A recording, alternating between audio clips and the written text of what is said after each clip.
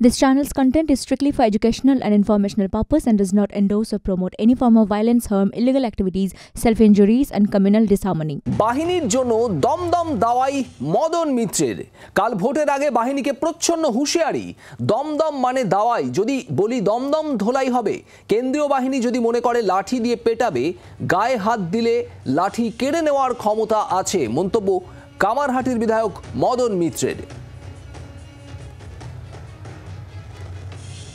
দেখুন, কেন্দ্রীয় বাহিনী বলে আলাদা করছেন কেন আপনারা?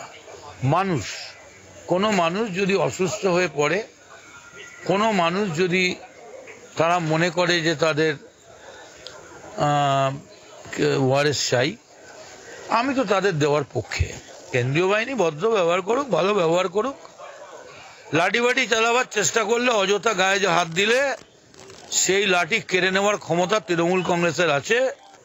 লরি মানে টাটা, জুতো মানে বাটা, আর দমদম মানে দাওয়াই। তৃণমূল কর্মীরা জানে কি দাওয়াই দিতে হবে, কোন মিক্সচার কোথায় দিতে হবে। মদন মিত্রের মুখে দমদম দাওয়াইয়ের প্রসঙ্গ, আর এই বিষয়ে কি বলছেন বিজেপি নেতা শ্রমিক ভট্টাচার্য আপনাদের শোনাবো, এবং তৃণমূল নেতা কুণাল ঘোষের বক্তব্য শোনাবো। ও লাভলি অনেকদিন পরে আবার এসছেন বাজারে। উনি তো একটা আনন্দের মানুষ। 17 থেকে 67 সবাই মদন জ্বরে আক্রান্ত। উনি ভালো থাকুন, আনন্দে থাকুন। প্রচণ্ড গরম, উনিও শুনলাম গরমের কথা বলেছেন, দাওয়াইয়ের কথা বলেছেন। সকালের দিকটা উনি বেল খান, চেপে বেল।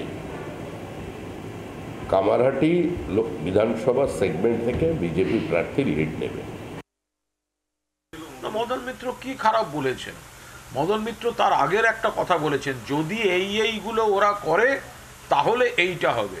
ফলে মদন মিত্র তিনি যা বলেছেন তার পুরো কথাটাকে তো দেখতে হবে। তার আগের সেন্টেন্সটা, যদি ওরা এই করে তাহলে, এরকম একটি শব্দ ব্যবহার করেছেন।